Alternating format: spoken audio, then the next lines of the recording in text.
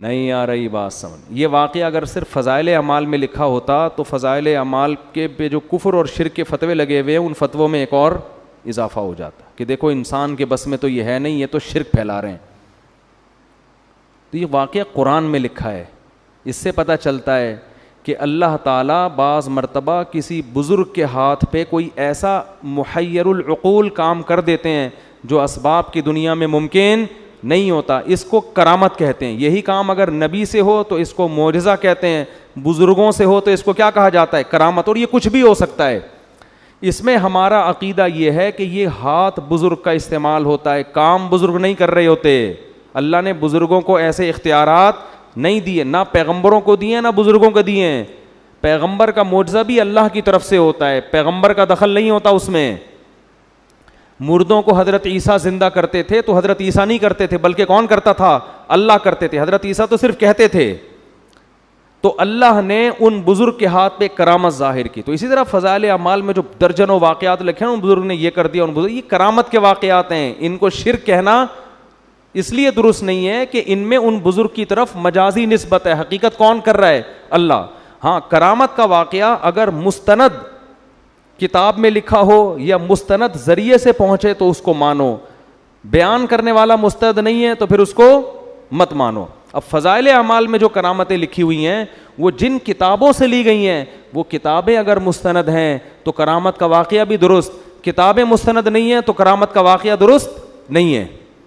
اور دوسری بات یہ کہ جو لوگ فضائل اعمال کے خلاف کلپ بناتے ہیں ان سے کہو اصل کلپ تو اس کتاب کے خلاف بننا چاہیے جس کتاب سے فضائل اعمال نے وہ کرامت لی ہے.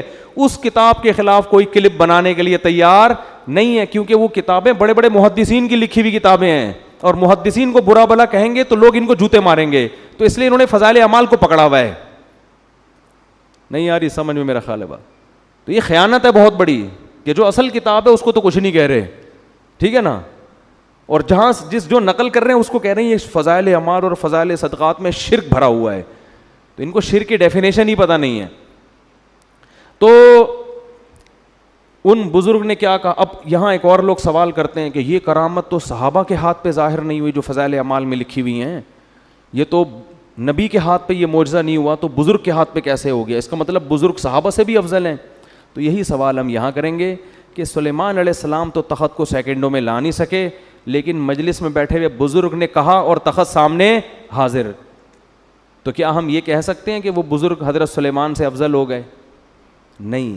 کرامت کے صدور سے کوئی شخص دوسرے سے افضل نہیں ہو جاتا. کرامت تو اللہ کی طرف سے ایک اکرام ہے بزرگ کا کہ دیکھو میں اس پہ خوش ہوں اور اس کے ہاتھ پہ میں کیسی چیزیں ظاہر کر دیتا ہوں.